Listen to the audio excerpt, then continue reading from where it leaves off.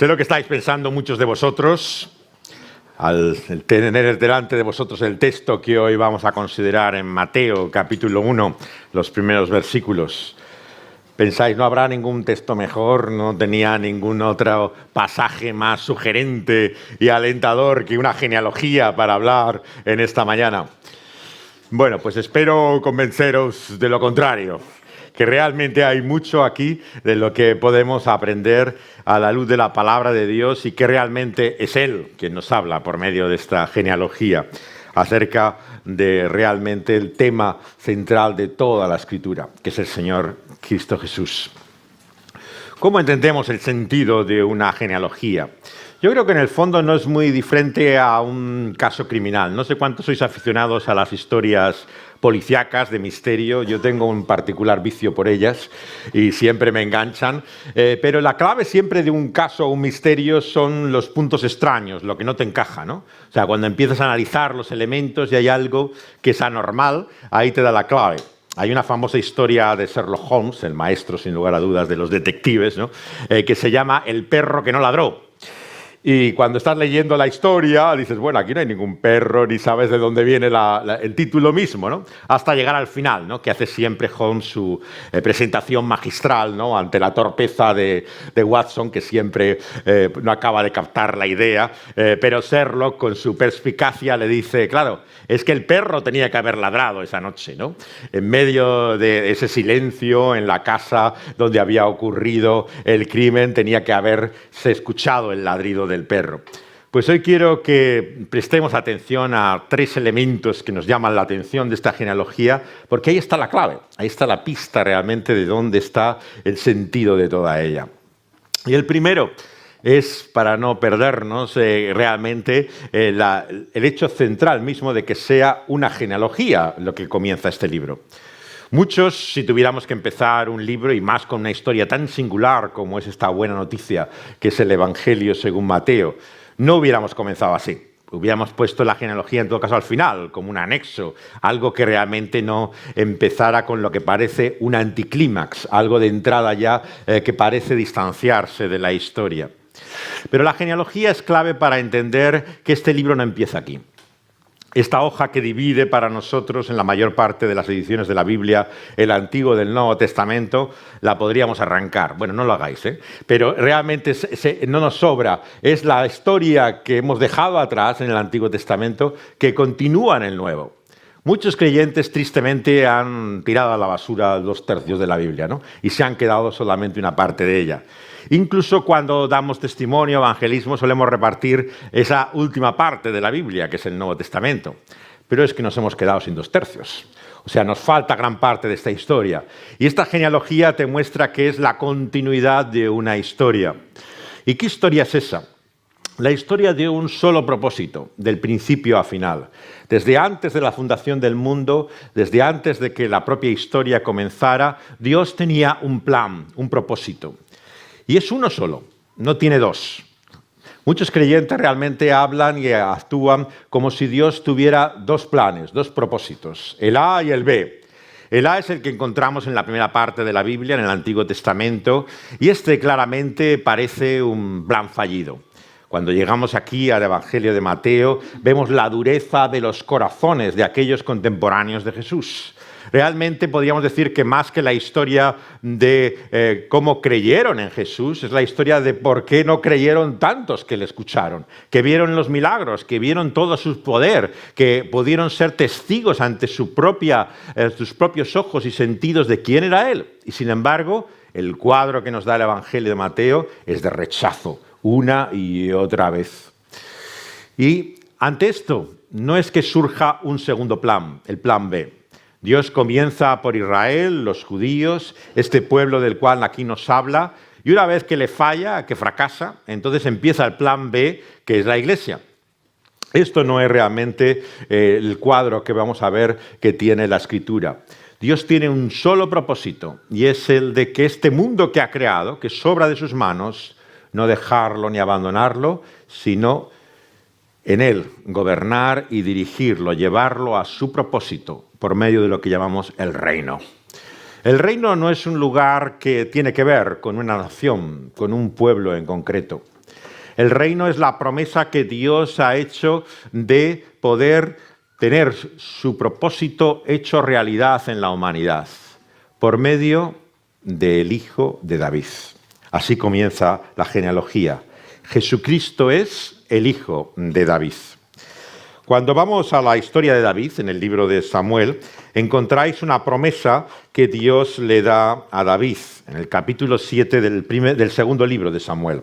En el segundo de Samuel, capítulo 7, le dice en el verso 12 a David que cuando los días sean cumplidos suyos y duerma con sus padres, o sea, cuando muera David, yo levantaré después de ti a uno de tu linaje, el cual procederá de tus entrañas, dice, y afirmaré su reino.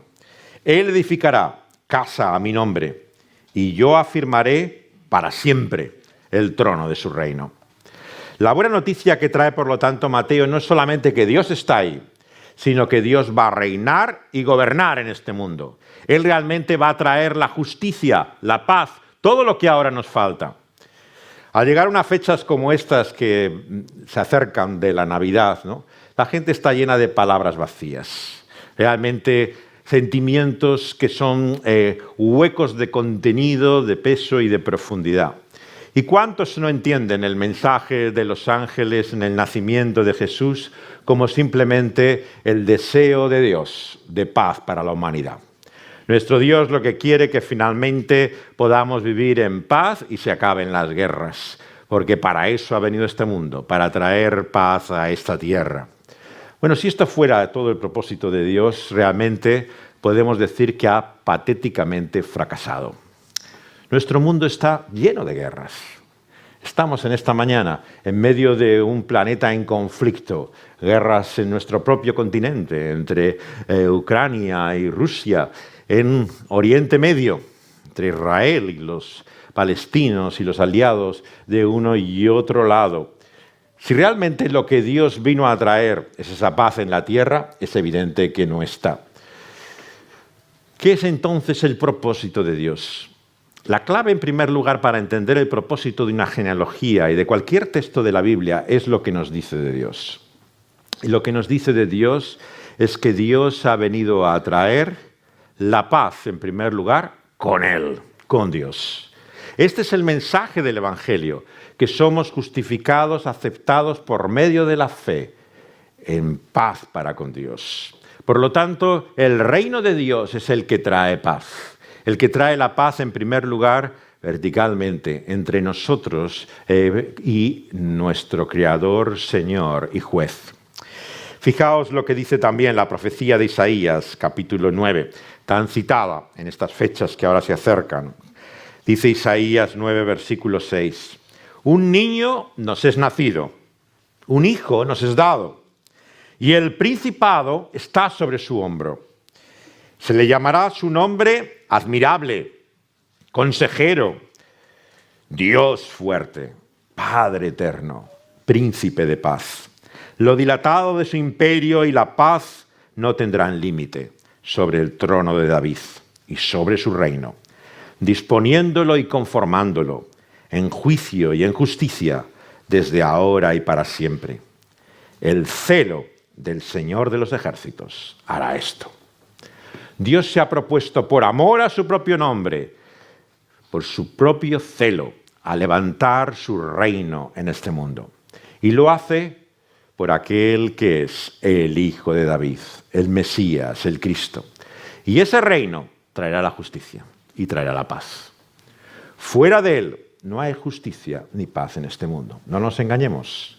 Si lo que esperas es de las ideologías, los regímenes, los gobiernos y los partidos que traigan la paz y la justicia a este mundo, ay de ti, te compadezco. Porque no habrá justicia y paz en este mundo hasta que su reino no sea establecido. Por lo tanto, es la promesa, la expectativa, esta genealogía de la realidad, de que ese día se acerca. Y ese día llega por la fidelidad de Dios. Dios es fiel a sus promesas. Lo que había anunciado desde el principio, lo cumplirá. Y lo que vemos aquí es cómo generación tras generación, en este cuadro, en el cual ha seleccionado varios de los personajes de la historia bíblica del Antiguo Testamento, cómo de una forma perfecta Dios va a cumplir su propósito. Y en estos antecesores, que es el que engendra, como el que le ha precedido, el descendiente sería, digamos, como la figura del Hijo, ha escogido una serie de personas para mostrarnos la realidad de su fidelidad. ¿Y cuál es nuestra esperanza y confianza sino su fidelidad? Si dependiera de que tú y yo fuéramos fieles, podíamos sentarnos y llorar, porque esto no llegará nunca. Pero es porque Dios es fiel y puede cumplir y quiere su voluntad, es que podemos esperar que este reino será el único que permanezca. Y todos los reinos de la tierra prevalecerán y todos finalmente serán sumidos y rendirán su pleitesía al único reino que permanece, que es el del Señor Jesucristo. Por lo tanto, nuestro texto nos muestra cómo Él prevalecerá. Y será el cumplimiento de la promesa dada también a Abraham, el segundo personaje que aparece en la genealogía de Jesucristo. Hijo de David, hijo de Abraham. ¿Y qué es lo que le dijo a Abraham? Génesis capítulo 12, versículo 3, lo leemos. Dice así, que le dijo a Abraham en Génesis 12, 3, bendeciré a los que te bendijeren, y a los que te maldijeren, yo maldeciré. Serán benditas en ti todas las familias de la tierra. ¿Qué es lo primero que nos dice esta genealogía? Que Dios no ha querido hacer de este pueblo simplemente el seno de un culto tribal. El objeto realmente de adoración y de identidad de un determinado pueblo y nación. Sino que lo que Dios hizo llamando a Abraham de aquella tierra extranjera, Ur de los Caldeos, donde adoraban a los astros y a las criaturas que son creación de Dios y no al Dios vivo y verdadero, le sacó de la ignorancia, le sacó de ese desconocimiento de Dios para formar un pueblo que tuviera un propósito, que todas las naciones recibieran la bendición, el bien de Dios, porque Dios es bueno. Por lo tanto, cuidado como hablamos de nuestra nación, de nuestro pueblo, de nuestra raza, de nuestra cultura, porque Dios no conoce otra distinción que la que hace en Cristo Jesús. A Él no le importa el color de tu piel, no le importa dónde has nacido, no le importa el pueblo al cual tú te crees que perteneces. Lo que le importa es lo que haces con el Señor Jesucristo. Y a la hora de la verdad, en el día de su juicio, augusto tribunal, el Señor nos llamará a cuentas, no por el pueblo al que pertenecemos, la raza, la lengua o la cultura, sino qué hemos hecho con el Rey, que es Cristo Jesús. Si nos hemos humillado y rendido ante Él. Por lo tanto, no busquemos nuestra identidad en lo que aquello que no va a ser verdaderamente la distinción que importa. ¿Qué más da? La raza a la que pertenezcas, el pueblo del que seas, la cultura en la que hayas crecido, la nación en la que estés. El reino de Dios no conoce esas barreras, no conoce esas fronteras. Es de bendición a todas las naciones. No hay un plan B de Dios. Ha sido desde el principio, desde los días de Abraham. Un solo pueblo de toda nación, cultura, lengua, venir a Él, a los pies del Señor Jesucristo. ¿Y quién conforma ese pueblo, en segundo lugar? Lo primero que nos llama la atención es la selección de los nombres que aquí aparezcan. No podemos entrar en todos y cada uno de ellos, pero voy a llamar la atención de aquellos que te extrañan, que te llaman verdaderamente la curiosidad por qué Dios ha querido de ellos formar parte de este linaje. Y en primer lugar observáis que hay varias mujeres, no una ni dos, sino varias mujeres. En las genealogías antiguas, como todo el mundo de estas sociedades patriarcales, la mujer ni siquiera aparecía en las genealogías. Eran siempre varones los que aparecían. Pero aquí Dios ha querido escoger a varias mujeres. Y cuando analizamos cada una de ellas, vemos incluso cómo nos muestran, nos revelan el propósito mismo de Dios. Nos dice Dios que de Abraham engendró también a esta familia de los patriarcas, Isaac, Jacob, Judá. Personas que no eran lo mejor que podía encontrarse en la tierra. La historia de los patriarcas es bastante lamentable. Dios llama a Abraham, pero vemos que es un hombre como cada uno de nosotros, con sus debilidades, con sus contradicciones. Un hombre que si bien pone su fe en lo que Dios le ha dicho y sale de su tierra, vemos que sigue siendo un hombre lleno de sombras en medio de salud que ha recibido. Miente acerca de quién es su mujer cuando ve su propia vida en peligro. Y parece casi un pecado generacional. Lo mismo hace su hijo y lo mismo hace su nieto. Todos parecen a veces mentir más que hablar, ¿no? Realmente están tan aferrados a esa vida de engaño que ya Jacob se hace experto, ¿no? Jacob es el maestro realmente de la manipulación, de cómo buscar que todo de alguna manera le siga y le favorezca. ¿No podía Dios haber buscado a alguien mejor para poner nombre a su pueblo? ¿Por qué llamar Israel, ¿no? A alguien que realmente nos cuesta encontrar incluso en la historia cuándo se ha convertido, ¿no? Discuten los cristianos. Bueno, yo creo que fue cuando en Betel aparecieron los ángeles. No, cuando luchó con el otro ángel que le intentaba mostrar de Dios. Nos cuesta incluso encontrar un desarrollo coherente. Y se había convertido y tenía miedo así de su hermano. ¿Cómo era esto posible si era un verdadero creyente, ¿no? Y nos cuesta incluso salvarle, ¿no? De la quema, ¿no? De lo que nos parece un ejemplo patético, ¿no? De lo que es la fe. Pero Dios no se avergüenza, ni de Jacob, ni de Isaac, ni de Abraham. Ha querido darle incluso el nombre de Israel a su propio pueblo. Así que si te sientes lleno de contradicciones, si realmente te avergüenzas de muchas cosas, bienvenido. Este es el club. Has llegado donde perteneces. Estamos realmente bajo el legado de estos hombres. Y de ellos viene la primera mujer. Judá engendró de Tamar a Farés. No tenía nadie mejor que Tamar que escoger de toda la historia de Israel. Una mujer que se hace pasar por ramera, no sabemos si es en servicio al culto como una especie de prostituta sagrada o simplemente como dedicada a la prostitución normal, pero para alcanzar en una relación incestuosa de su propio suero descendencia. Incesto, prostitución, todo lo que incluso para el hombre natural le parece despreciable, vergonzoso. Lo que considera que es impropio. Pues Dios llamó a aquella mujer que no era judía, que no pertenecía a la misma familia y pueblo, la llamó a su pueblo, como nos ha llamado a cada uno de nosotros. Y así Dios dice a aquellos primeros cristianos en el Nuevo Testamento por medio de la palabra apostólica: eso es lo que erais vosotros, pecadores, indignos, viles y miserables en vuestra conducta a los ojos de Dios. Pero ahora ya no debéis ser eso.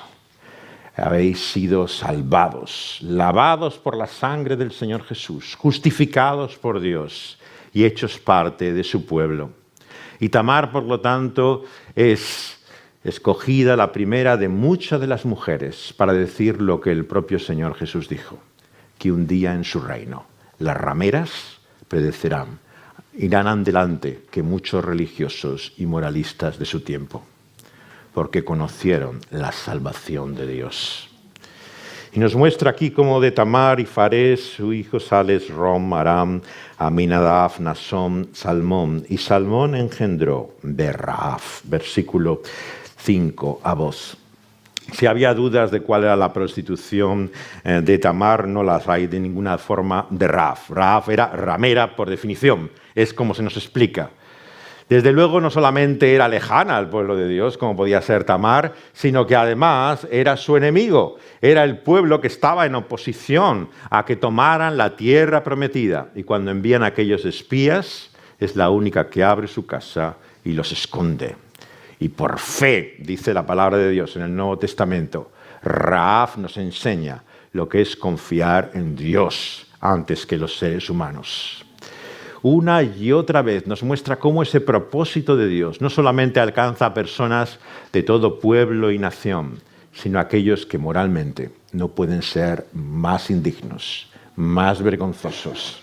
Estos nos preceden en el reino de los cielos. Y así de Raaf salió Boz, y Boz engendró de Ruth a Obed. Ruth nos parece un personaje más luminoso, Bueno, esta mujer nos parece un ejemplo más digno. Sí, la historia es de cómo ella, en fidelidad a Noemi, entra al pueblo de Dios. Pero ¿de dónde venía Ruth? Es Ruth la moabita. ¿Y quiénes son los moabitas? No solamente un pueblo ajeno a Dios, extranjero, nacen de un acto vergonzoso que el pueblo judío nunca olvidó: el incesto de Lot con sus hijas. De ahí sale la nación moabita.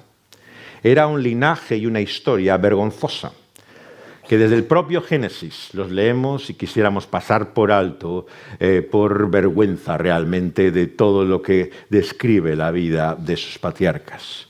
Pues Dios se plació en tomar a esta de sus hijas, a Ruth, y entrar en su pueblo.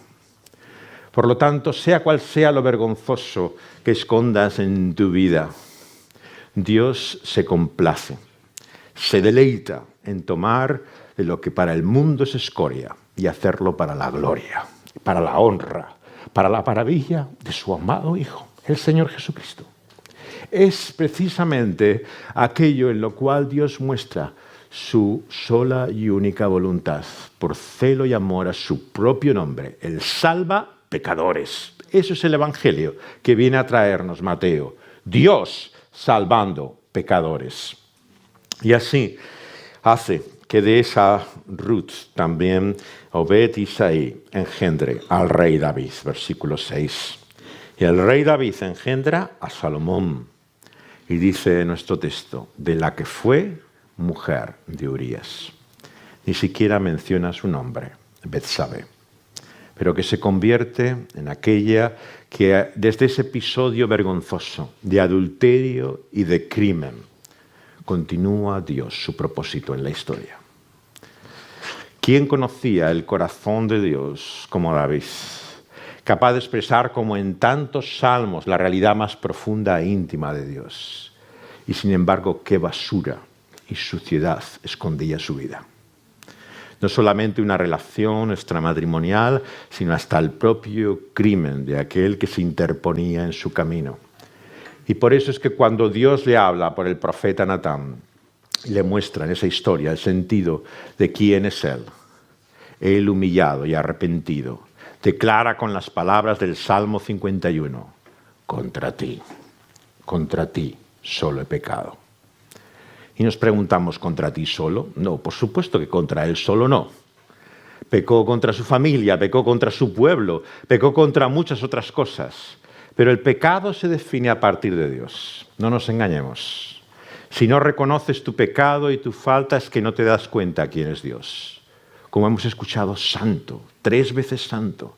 Es Él quien define la realidad del pecado. Y no transgredimos ninguno de sus 10 mandamientos sin transgredir primero el primero de todos. El amar a Dios con todo nuestro ser, nuestra alma y nuestra mente como nuestro único Dios. Porque no lo hacemos, es que miserablemente fallamos en cada uno de los mandamientos que Dios da en su ley. Y por lo tanto David nos dice lo que es la definición del pecado. La gran ofensa, nuestro gran problema, por lo que la ira de Dios se revela desde el cielo contra toda impiedad y contra toda maldad de los hombres. Porque le han despreciado, le han ignorado, no le han tenido en cuenta, no han vivido para Él, no estaba en el centro de su corazón, ni de sus afectos, ni emociones, ni voluntad. Y David, que conoció así el corazón de Dios y llevaba esa vergüenza y humillación, es puesto su descendiente, su hijo en mayúsculas, como el título del Mesías, del ungido, de aquel en quien Dios va a traer ese reinado eterno. Va a ser, por lo tanto, un reinado en el cual se va a mostrar en esta su creación, en la humanidad misma, quién es Él. Dios no quiere hacer de nosotros ángeles, seres espirituales que no tengamos ninguna realidad ya de este cuerpo y esta carne. Dios ha querido reinar en este mundo renovado por medio de hombres y mujeres hechas nuevas, por la obra de Dios y de su espíritu de recreación. Y por eso es el Hijo de David, el Mesías, Dios encarnado, Dios hombre, el que va a reinar para siempre, en toda la eternidad.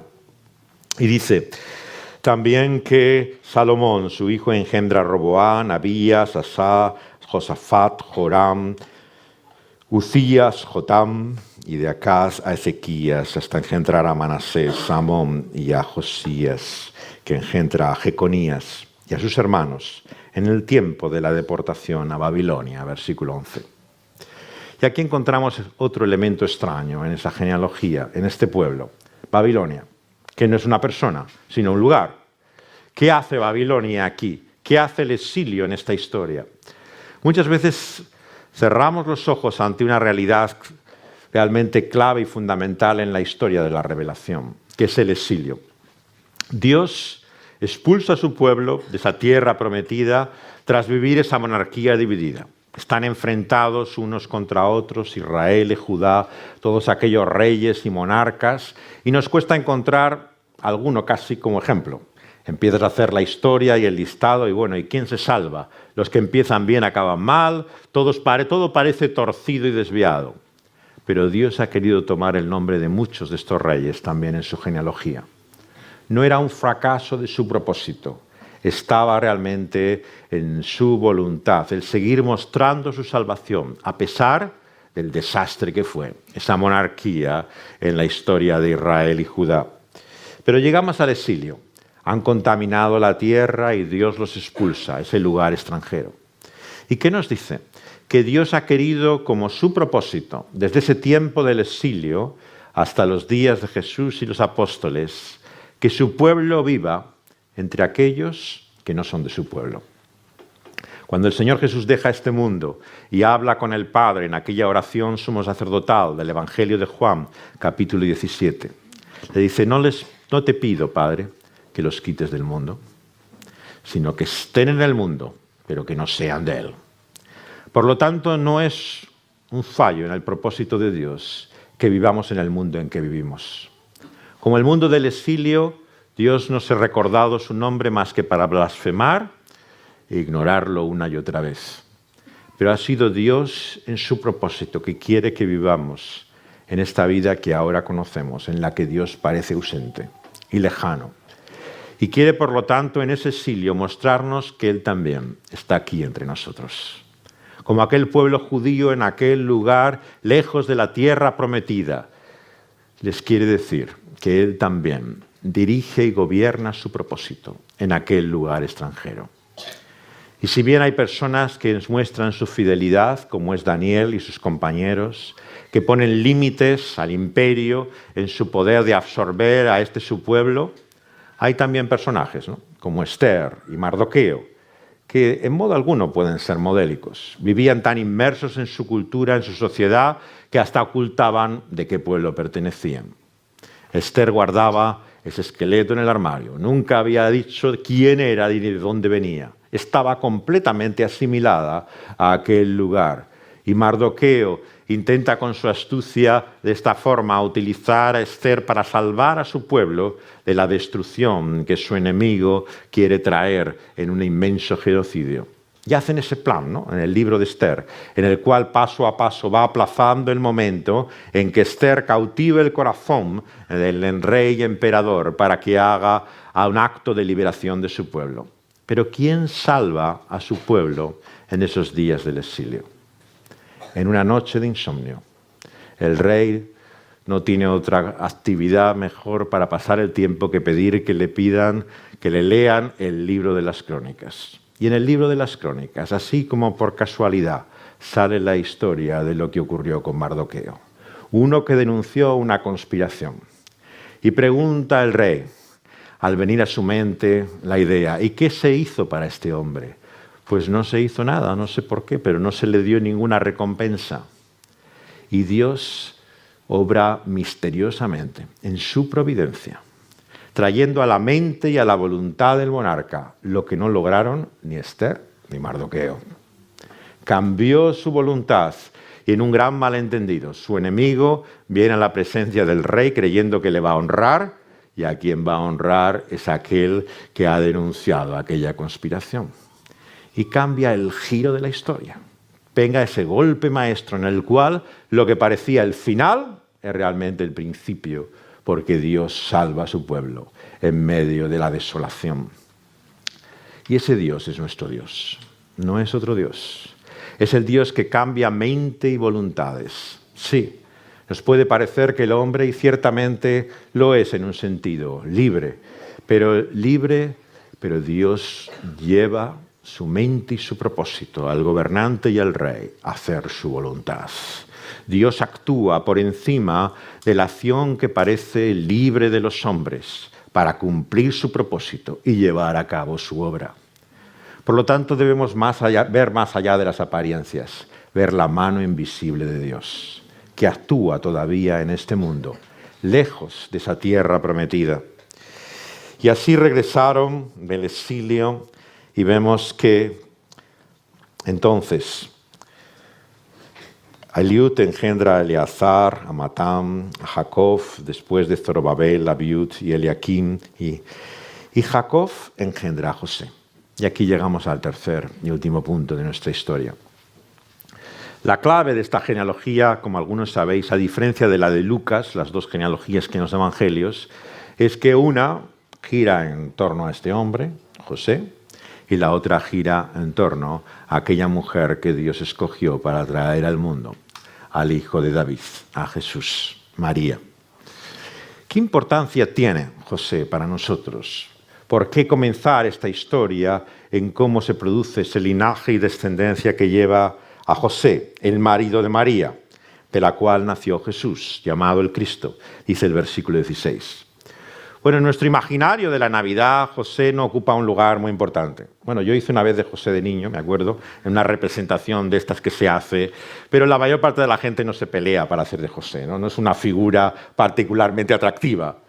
Sin embargo, vemos que ocupa un lugar especial y central para nosotros para entender el propósito de Dios ante esta buena noticia, que es descubrir en qué consiste la fe.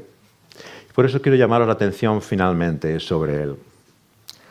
Él pudo haber traído a su hijo al mundo de otra manera, pero escogió el escándalo del embarazo de un adolescente, sabiendo José que él no era el padre, que no era el responsable y estando desposado y comprometido con ella, como nos dice el relato del Evangelio, en un compromiso que iba mucho más allá de lo que hoy llamamos un compromiso. Era prácticamente algo que te unía a la seguridad y certeza de que ibas a casarte llegado el tiempo. No se podía romper fácilmente un desposamiento y era desde luego una humillación y una vergüenza y hacía falta una causa especialmente grave para poder romper con aquella persona con la que estabas desposado y comprometido. El dilema en el que se encuentra José cuando descubre el embarazo de María es difícil de imaginar para nosotros. Una cultura en la cual la honra lo era todo. En el mundo antiguo, el día que perdías y caías en vergüenza, todo orgullo y respeto, ya no tenías nada más que perder. Se había acabado todo. Era el final para ti delante del mundo. Y en ese contexto es en el cual José se ve ante ese dilema. O recibe a ese hijo que sobrenaturalmente ha venido al seno de María como el Salvador que Dios ha anunciado y trae a este mundo. O se aferra a su orgullo, a su reputación, a su honra, a su justicia propia y rompe con María. Y cada uno de nosotros estamos ante ese dilema a la luz del Evangelio. O podemos decir, ¿qué culpa tengo yo? ¿Qué mal he hecho? Yo no robo ni mato. Yo al fin y al cabo, ¿qué es lo terrible que he hecho? Si no hago daño a nadie. Y te aferras a esta justicia propia, buscas lo que el mundo llama respetable, en lo que encuentras tu autoestima y tu identidad, o te humillas como José delante de los hombres y recibes, de acuerdo a lo que Dios nos ha anunciado y es su palabra, que ese niño es tu Salvador y la esperanza de este mundo. Y por lo tanto, al llegar a una Navidad más, tenemos que hacernos esta gran pregunta, todos y cada uno de nosotros. ¿Qué vamos a hacer con ese que ha nacido? Jesús, llamado el Cristo. Que no es su apellido, es su título. Es el nombre que en el Nuevo Testamento aparece una y otra vez. Jesús el Cristo. Jesucristo es su nombre. Y ante él está el gran dilema de nuestra vida. O seguimos llenos de nosotros mismos, mirándonos el ombligo, complacidos en nuestra vida y buscando nuestra sola voluntad, o nos humillamos como José y decimos, sea hecha, no mi voluntad, sino la tuya. El mundo te despreciará, el mundo te ridiculizará por ello. Te dirá realmente que no tienes amor propio, pero a los ojos de Dios tenemos la única estima que realmente nos importa, que es la suya. Dios no puede pasar por alto la ofensa de ignorar a su propio Hijo. Dios ha amado de tal manera a su Hijo que todo su propósito está hecho para que Él reciba su gloria. Y Él ha querido que en la persona de su Hijo lleve toda nuestra vergüenza, toda nuestra miseria, toda nuestra culpa, hasta la cruz misma, en la que ha muerto, por ti y por mí, y por nuestros pecados. Y si hay algo que el Señor no puede perdonar, es despreciar eso. No hay pecado, por muy malo y terrible que te parezca a tu mente y tu conciencia que hayas hecho en tu vida, que el Señor no cubra con la sangre de su amado Hijo. El Señor es capaz de borrar toda ofensa y transgresión, por muy miserable y vil que te parezca en tu vida. Pero ¿sabéis cuál es el pecado imperdonable? Lo que Dios nunca podrá pasar por alto y traerá su condena y juicio eternamente. Pisotear la sangre del Señor Jesucristo. Decir que tú no necesitas de la cruz del Calvario, que esa muerte no es por tus pecados, sino que es por la de otros. Que tú no tienes problema con Dios y que Dios no está en contra tuya. Cuando su propio Hijo ha tenido que padecer su ira y el infierno mismo sobre su propia carne en aquella cruz del Calvario. Que el Señor nos guarde de despreciar e ignorar lo que ha hecho en la carne con su amado Hijo, porque es nuestra única esperanza de salvación por toda la eternidad. Él no tiene otro propósito que honrar, que llamar la atención a quien es su amado Hijo. Todo lo que hace entre nosotros por su Santo Espíritu es para que nos dobleguemos, postremos y humillemos ante quien es su Hijo. No hay nada que quiera hacer en tu vida para cambiar y transformarte de esa realidad de pecado en la santidad que Él quiere para su pueblo, que no sea para la gloria del Señor Jesucristo. Y si ves tan poco de la obra de Dios, que tal vez te parezca muchas veces que no eres ni cristiano, que hay demasiado pecado en ti para poder seguir considerándote parte realmente de los suyos, tal vez es porque el Señor Jesucristo, tu afecto y corazón, tu vida y tu voluntad no gira en torno a Él, sino a ti mismo. Tu aprecio, tu estima a ti mismo. ¿Quién te crees tú que eres? Porque no hay casos perdidos para Dios. Querida amiga y amigo, si piensas que tú, desde luego tú, no puedes pertenecer a este reino y a este pueblo de santos y sacerdotes, que tú no estás hecho para esto. Si reconoces y te humillas y confiesas tu pecado a Él, Él ha venido a salvar pecadores. Es su especialidad. Los sanos no necesitan la obra de un médico, son los enfermos. Son los que padecen a causa de su propio mal. A estos ha venido a liberar, a salvar y a redimir. Por lo tanto, que el Señor ponga en nosotros la maravilla y la gloria de quien es Cristo Jesús. Yo no sé cuánto en la eternidad seremos conscientes realmente de la necedad, de la estupidez, de la inmensa locura de lo que hemos hecho en nuestra vida, despreciándole y dejándole de lado. Pero hay algo que nunca se irá de nuestra mente, algo que siempre estará presente ante nuestros propios ojos. Cuando veamos al Señor como Él es, veremos que Él es verdaderamente el Cordero inmolado, sacrificado, que aquel que resucitó de los muertos al tercer día, que reina y que está dando a la diestra de la gloria de Dios, volverá a este mundo, nunca perderá las huellas de su ofrenda, de su sacrificio. Por eso si te preguntas cómo podrás adorar y alabar a Dios por toda la eternidad, si ahora no aguantamos ni siquiera un rato, concentrados en la realidad de quién es Él, ¿sabes la respuesta? Porque no le hemos visto todavía. El día que vemos lo que Él es, lo que Él ha hecho por nosotros, las huellas y marcas de su ofrenda y sacrificio, habrá una admiración, una alabanza, una adoración que no tendrá fin. Si crees que le haces un favor estando hoy, aquí, prestándole culto en esta mañana, te equivocas. El favor nos lo ha hecho Él. Tenemos una deuda con Él que toda la eternidad no podrá saldar. Siglos, si existiera el tiempo, por la eternidad no bastarían para reconocer lo que Él ha hecho con nosotros. Y si hoy no te das cuenta, un día espero que por la gracia de Dios verás hasta qué punto estamos en deuda con Él. Una deuda impagable. Lo que Dios es en Cristo Jesús, nuestra única esperanza y nuestra única salvación. Vamos a pedírselo a Él, que lo sea así para cada uno de nosotros. Vamos a rogárselo a Dios en oración. Señor, venimos ante ti, conscientes, Señor, de lo lejos que estamos tantas veces de ti. De cómo, Señor, nuestro corazón y nuestra voluntad, Señor, se pierde y extravía, Señor, en vanas y falsas ilusiones de promesas que no se pueden cumplir. Señor, te queremos rogar que tú tengas piedad de nosotros. Ten misericordia, oh Dios, y líbranos de esta, Señor, nuestra locura y necedad. Muéstranos, Señor, quién eres tú, cómo estás ahí, cumples tu propósito, cómo tú eres fiel en nuestra vida, en la historia y para la eternidad, en tu Hijo Jesucristo. Descúbrenos, haznos vislumbrar algo de la realidad y la maravilla que hay en tu amado Hijo.